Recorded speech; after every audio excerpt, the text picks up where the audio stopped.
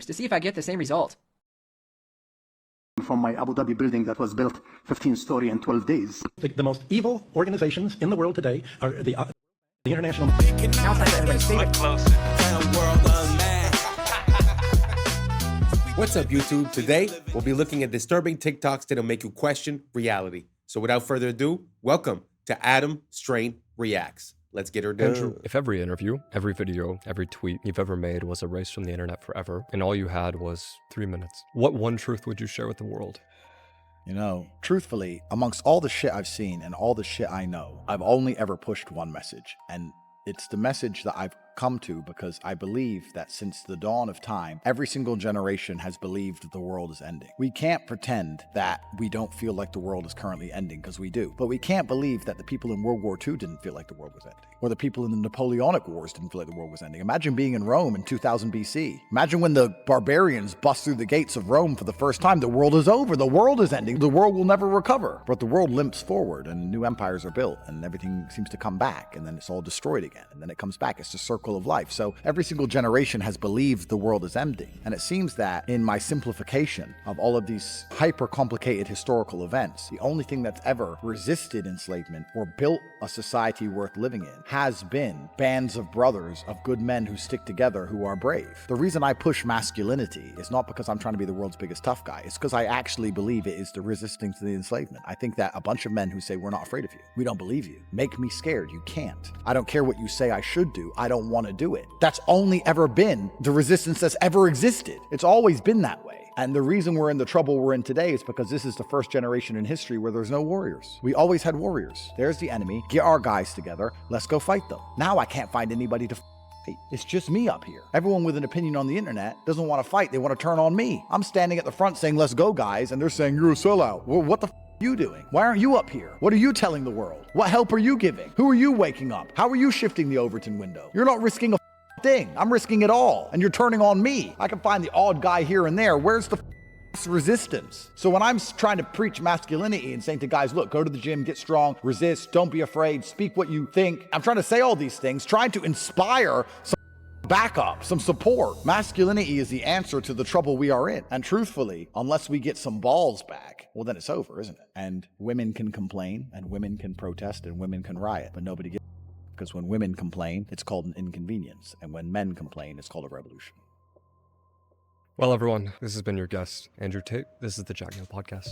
I gotta say, I was having this conversation recently, and what he was saying in the beginning resonates kind of true to me, because it seems like every generation, it's the apocalypse, it's the end of the world. And especially when you spent your whole life believing in the narrative, and you know, you're going through life in automatic mode and just accepting the information that's given to you. Well, when you start waking up and start seeing the inconsistencies and things, it's very easy to have, you know, an extreme view where it's like, well, everyone's out to get me, you know, like they're trying to get me with the food, with the air, with the water. They're controlling the finances. They're controlling everything, the wars, this, that. So it's very easy to come to this realization and be like, oh, you know, it's the end of the world, you know, blah, blah, blah. When, like he said, every single generation has had a bunch of people thinking the same thing. So instead of focusing on that thought of the end of the world, like he said, you know, he's putting it towards masculinity, men and women. But I think like just unity and just realizing what we need and focusing on that and being the positive change, having personal discipline, making better decisions will make us make better decisions as a society.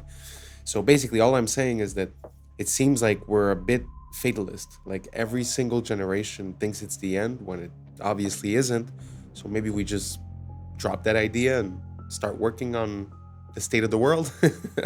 Anyways, let's keep on rocking. নয় যদি Epstein bitcoin গড়ায় গভীরভাবে জড়িত ছিল কিছুই কি Bro, we are so cooked. I don't know if you guys have seen this, but Instagram has this new AI translation feature.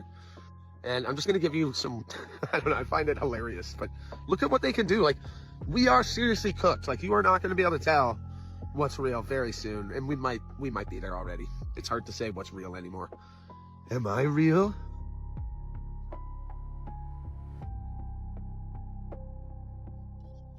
Here's me talking in different languages. পবিত্র নয়? Going? Nada es sagrado ¿Queda algo que no haya sido tocado por estos sinvergüenzas? No, es la respuesta. Así que cuando Coinbase solo valía 400 మిలియన్లు ఉన్నప్పుడు Epstein అందులో $3 million పెట్టాడు. ఇది Epstein files లో ఉంది. నాకైతే ఇప్పుడు There's a school in Switzerland called La Rosey, where billionaires and kings send their children. Their classrooms overlook Lake Geneva. In winter, the whole school moves to Gstaad, their private ski resort. Physical education? Skiing the Alps. They don't learn the rules there. They learn how to write them. Their classes are power, diplomacy, and silence. They're taught how to walk into a room and own it, how to speak less and be listened to more. They're not tested on grades. They're tested on presence, confidence, and connection. Because La Rosey doesn't prepare you for a career. It prepares you for control. I admire a lot of nationalities, but the Chinese and the Germans, for me, they come top.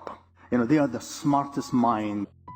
The smartest people who come from school and university, they are the people who are running China. They don't run technology companies. These guys are so serious. The West do not even know they are so serious. And I'll tell you, the gentleman who I bought from my Abu Dhabi building that was built 15-story in 12 days. It was fascinating to see 12 days a building was built. Thanks to the Chinese. Unbelievable. like who will anybody believe 15 stories in 12 days? Like unimaginable. Absolutely. But this guy is easy for him because he does 30 stories in 30 days. So 15 story in 12 days is like he's just having his coffee. The gentleman, when I went to his house, I saw all the shoes outside the door. Well, I said, wow, that's my house. So he said, I apologize. You know, I said, no, we do the same. So I took my shoes off, and then we went in. And then when we sat on the dining table, guess who's sitting there? His mother. I said, oh my God, I have my mother also sit on the dining table. We are closer to China because of tradition. My respect to the Western culture. I have nothing against it, but we're not the same. Well,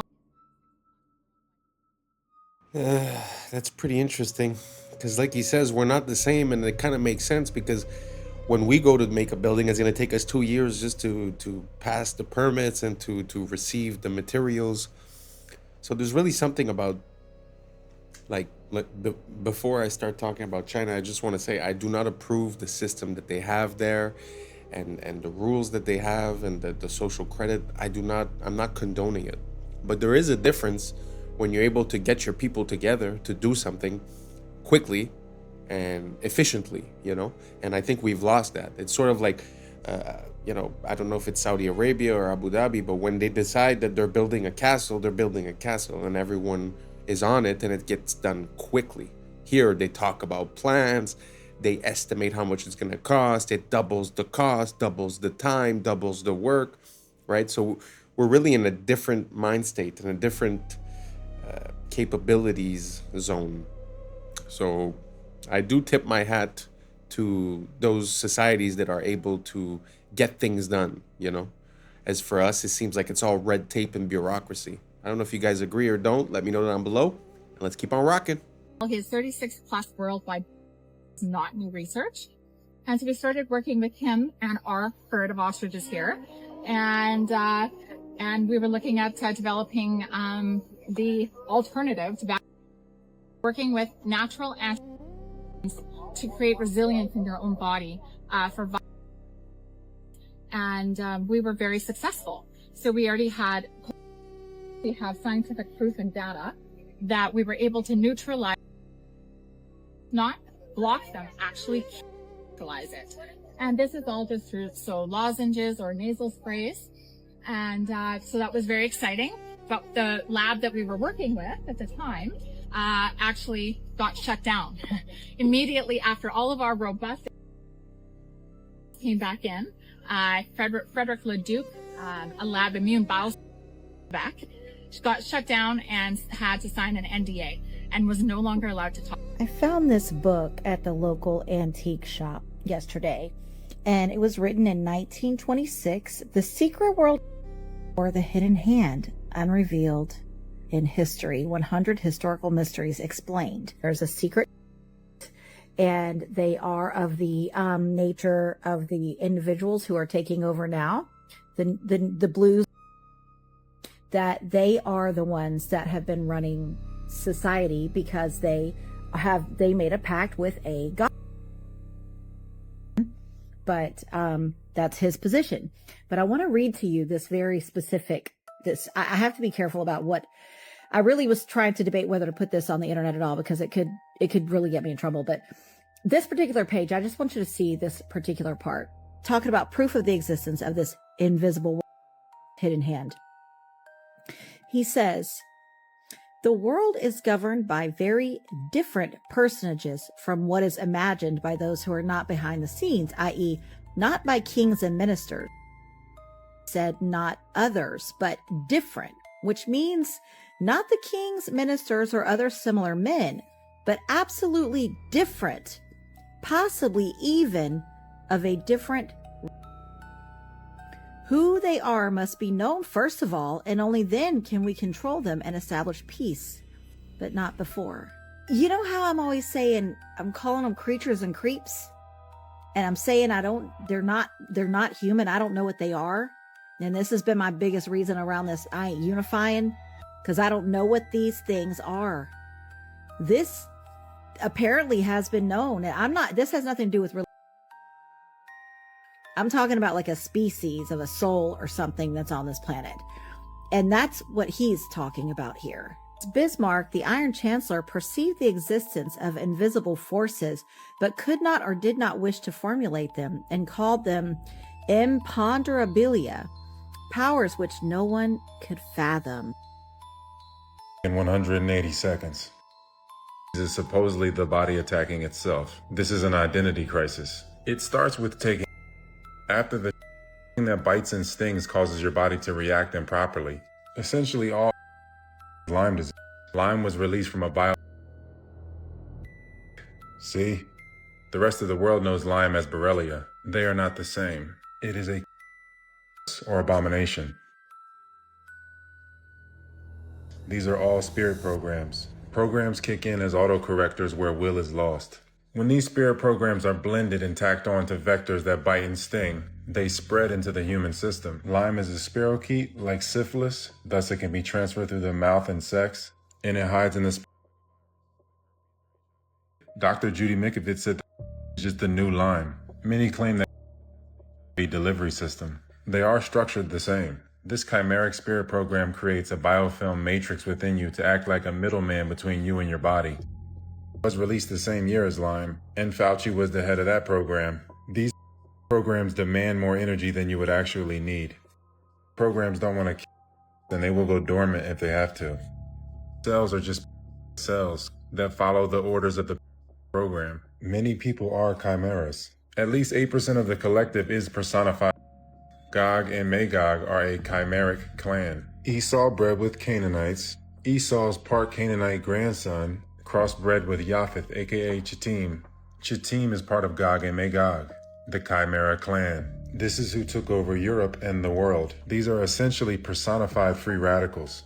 They are highly reactive. There has been a collective genetic forced integration with the so there is a collective identity crisis. The steals resources and causes your cells to kill themselves. That is why self-harm is widespread. Codes are being deleted through mutation or silenced. But the collective is reaching a rejection point like a bad organ donation. Everything is being homogenized and stagnating. This always leads to collapse. The environment has to be balanced. When it's not, it's like a cartel that has eliminated all its competition. The chimeric clan is part animal. That's why these so-called are zoonotic powers. The body is a natural hyperbaric chamber, and the breath is the key to ending the identity crisis. The breath is the spirit. Spiritual immunity brings physical immunity. The breath aligns your true identity and maintains your terrain. The breath will show you which programs need to be updated or deleted. Only a small remnant will endure the coming rejection phase. Don't waste time with people you can't homestead with or make a network of homesteads with. Some sleeper cells will hide in the remnant, so it's important that we make the strongest remnant we can make. It starts with the breath. The true breath signature or algorithm restores the true identity. Okay, this is absolutely insane. Did you know that Austrian researchers put students in classrooms made of conventional materials, steel, cement walls, etc., and they put students in classrooms with wooden furniture, wooden rooms, natural materials. They measured their heartbeats, okay?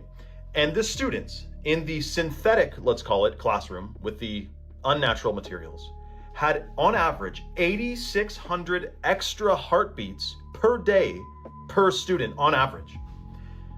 Why? Why? It's the difference between real materials and synthetics. They have a different frequency, which apparently they found that your body registers plastic, laminate, and vinyl as a low-grade stressor, even when it looks like wood or marble. So remember those fake desks we had that looked like wooden desks, but it wasn't. That was like a plastic, and it's unfortunate. I mean, what does that do to your body in 10 years when you're in school you're in kindergarten, then grade school, then high school, and it's all synthetic materials. Now, not to mention, this study was done before artificial lights, like they just had light bulbs. Now we have compact fluorescent and LEDs. Not to mention all of the Wi-Fi routers that are in schools now. Like every 20 feet down the hall, there's a freaking Wi-Fi router hanging on the ceiling. That is something else to be discussed. Now, when it comes to our homes, especially if you're building a new home, I mean, dude, you can really make it an organic eco house with some easy, hacks. But what if we're at home surrounded by unnatural materials as well? Then what are we doing? Are we shortening our lifespan by being surrounded by plastic? I mean, think about it. Drywall, Chinese drywall is in pretty much all of our homes. It's toxic dust. It's toxic to breathe in, and it's mold, like it can get moldy. Whereas a hemp house or a cob house or a stone house, there's different houses that are mold resistant, namely hemp. I mean, hemp is basically a tank couldn't drive through. I mean, hemp is extremely durable, mold resistant, fire resistant, and it actually blocks EMFs. Like if you're in a house that's made of hempcrete, and you're down the hall and there's 2 rooms between you and the Wi-Fi router, you're not going to get cell service. Like that's one of the things people say when they have a hemp house is they don't get very good cell reception, which is good because you don't need cell reception on your brain stem every freaking day. But is that study shocking or what? Frequency, energy, frequency, and vibration. Nikola Tesla knew all about it. Let me know your thoughts in the comments below and follow for more. Very interesting. I haven't seen the study that he's referring to, but imagine if just the objects that surround you, like if we take for granted what he's saying, the objects around you have an effect on your body and its function. Now imagine the air, imagine the food, imagine the water, the drink.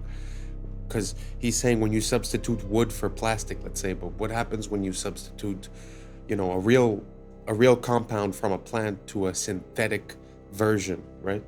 So, yeah, and like he's saying, you have it at school, you have it at home, you have it at work, you have it in your car. So at the end of the day, are we outside of our element? Are we performing less than optimal? Not only by food, but also by just the materials that we use to build the stuff around us. Such a interesting thought to have. I'm going to look into it a bit more. Let me know what you guys think down below, and let's keep on rocking. What's the difference between the debt and the debt that African nations own? Because the U.S. debt doesn't keep the U.S. from being one of the leading powers of the world, but then African nations can't make it because of that debt that is strangling them. What makes African and third world debt different from the American debt? Number one, going to pay its debt. It doesn't have to. Its debts are in its own currency. We can simply print it. The African debt is not in its currency. The African debt is in dollars. Africa has to earn the U.S. dollars, and the only way it can earn the U.S. dollars is not to be for growing its own food and becoming independent and doing something that the does not like. The principle underlying the foundation of the World Bank is that no country should grow its own food. Africa and the third world should only grow export crops. In order to have an oversupply of cocoa and other tropical raw materials to keep down the price, they must buy their grain from the or Europe, so that if they do something that we don't like, we can do what tried to do to China in the 60s. We can sanction them. We can say, we're going to starve you. We're going to not export any grain to you. So owing their foreign debt in dollars means that they have to somehow sell something they want, not what they want. I think the most evil organizations in the world today are the international. Now it's time for everybody's favorite food to microwave, the grape. And you know what? Let me go ahead and cut it almost in half, just to make sure, it heats nice and evenly, Like this. And yeet.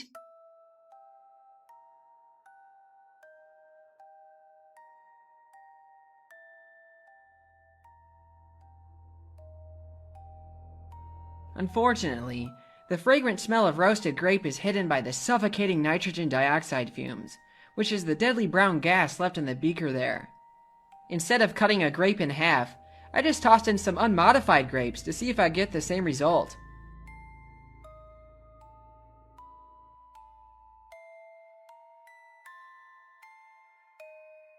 Yep, grapes are haunted. Let's see if the microwave can melt magnesium ribbon, or at least see what kind of plasma it'll make.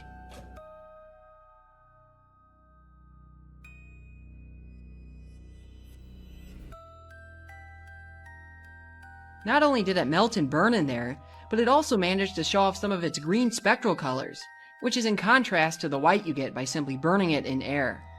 Aluminum melts at only slightly higher temperatures than magnesium, but for the sake of curiosity, I'm going to toss some foil in there anyway. Alright, here goes nothing.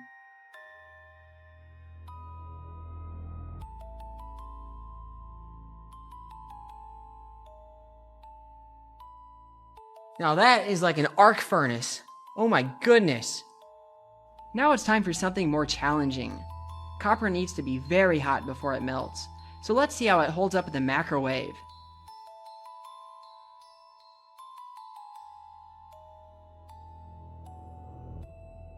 Oh yeah, it melted almost instantly.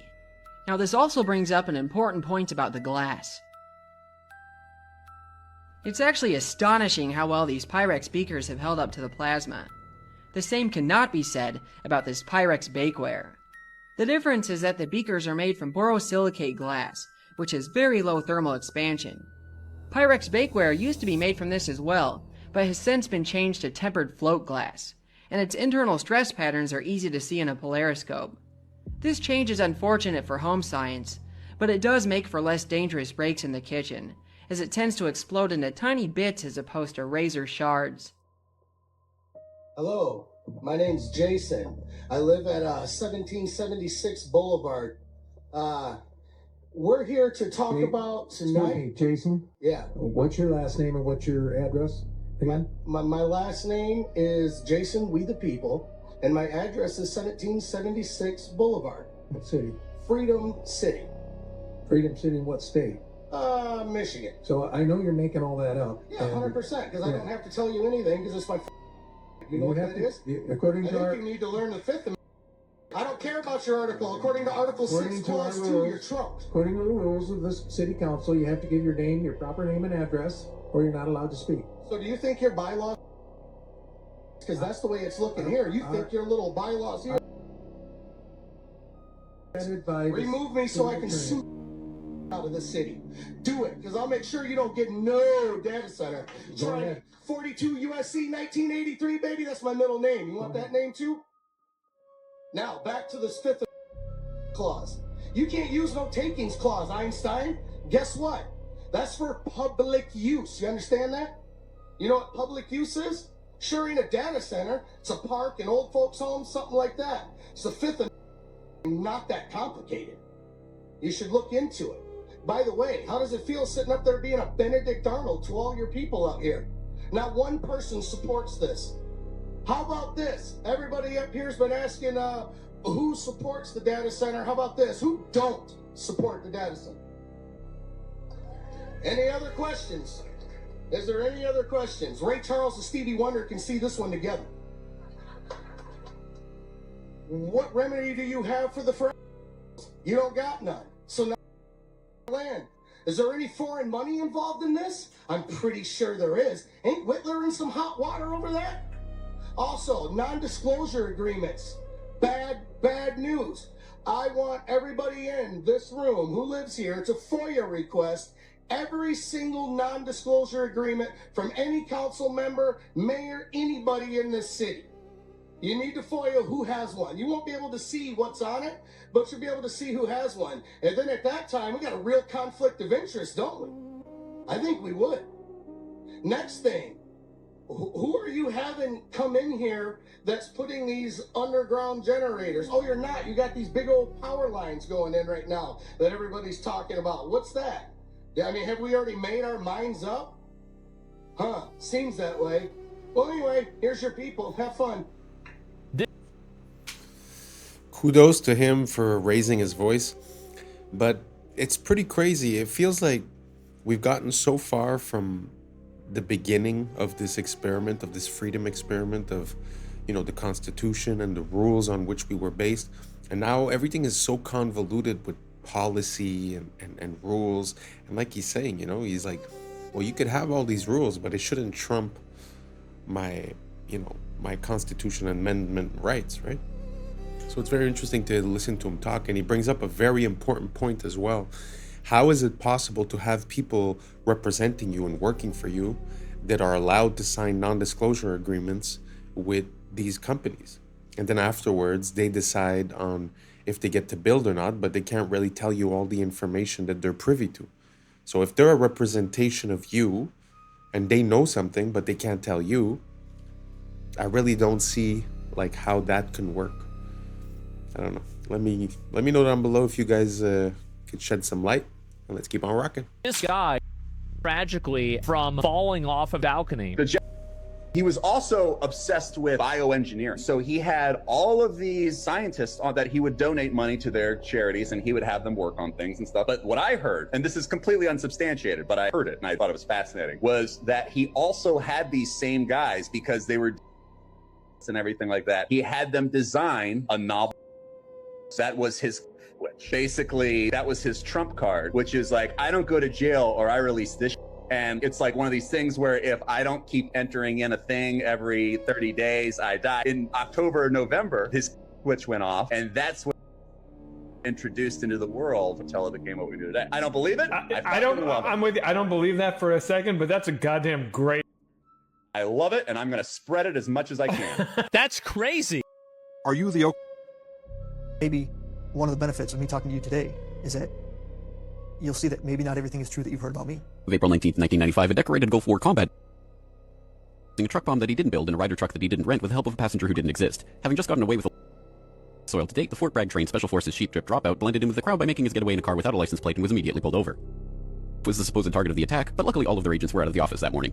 Later that day, the declared, "We will find the people who did this. And when we do, justice will be swift, certain, and severe." Except for John Doe number 2. John Doe number 2. John Doe number 2. Who never existed. In McVeigh's unprecedented 3.5-week trial, the prosecution didn't show the CCTV footage of him and John Doe number 2 parking the Ryder truck. Didn't explain why 24 separate witnesses mass hallucinated the existence of John Doe number 2. Didn't explain why the Army was storing Ryder trucks at Camp Gruber. And didn't talk to who blew the whistle on the plot. But they did collaborate with us, and they did convict McVeigh as the lone wolf bomber and Terry Nichols as his bomb-constructing accomplice. Still, a bunch of crazy conspiracy theorists, including 300, insist on talking about facts and evidence and refuse to simply believe what they've been told a million times by people in tailored suits with well-coiffed hair. They quote the and the inventor of the neutron bomb, who point out the physical impossibility that the truck bomb did the damage to the building, but that doesn't matter because if there were that day, we would have heard about them. The second found and diffused. I think he said another bomb. The Justice Department that a second has been found. They then found a third which was also larger than the first. And I see another. So apparently they're going to try to get out that. The FBI claims to have lost the footage showing McVeigh and John Doe number 2 parking the truck in front of the Murrah building that morning, but that's understandable because the Bureau has a lot of important evidence to store. Terry Nichols insists involved in the plot, but thankfully a judge has saved us the trouble of listening to him by preventing lawyers from deposing him. Truck parked across the street 2 hours before the blast, but that just shows the authorities were prepared for anything. And other documents obtained by 2020 show that someone called the executive department in Washington and said the Murrah building had been, but this was 24 minutes before the. But that just shows the public was unusually vigilant that morning. Also, apparently, Governor Frank Keating's brother, Mark, had been working on a novel about a stranger still. One of the characters in the novel was named Thomas McVeigh. But that's probably just a coincidence. McVeigh wrote a letter to his sister where he admitted to being a secret special of the pain in his ass from an Army That's crazy, because if he didn't actually leave the army in 1991, there would be proof of that.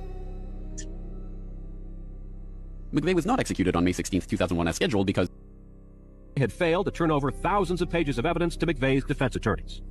But the execution went ahead on June 11th. In a highly unusual and secret agreement, no autopsy was performed. One witness said he was still breathing, and the prison officials admitted his hearse was a decoy.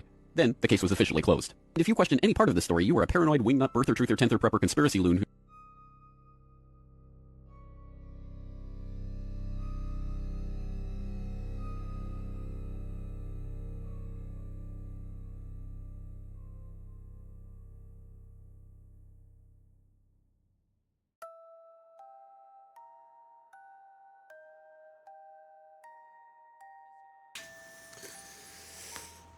It just seems sometimes, especially when you look at these major events, that the more you look closely, the more inconsistencies you can find. And I don't know, it's just very interesting. You know, I wonder if it's just pattern recognition or if there's really something going on. Let me know what you guys think down below. I also want to refer you to the person who made that video. Is actually James Corbett, and he's a great creator. For the past at least 15 years, he's been always present, always talking about everything, always backed up with sources, references, and never speculating, truly saying the facts as they are. Amazing creator. So anyways, thank you so much for rocking until the end. That's a wrap for today, familia. Whether you're tuning in with the sunrise or you're posted up after midnight, I appreciate your time, your energy, your curiosity. And don't forget, this isn't about truth or fiction. This is about perspective. If this sparked a thought, a laugh, a deeper question, then we did our job. So drop your thoughts in the comments, keep the convo alive, like, subscribe, and hit that bell if you're riding a wave, because we're just getting started. Until next time, stay grounded, stay weird, stay critical. I'm Adam Strain, and this has been Adam Strain Reacts. Peace! I don't know what y'all think, but now it's time for us to link up. Really think we on the brink up, making a change from living this strange.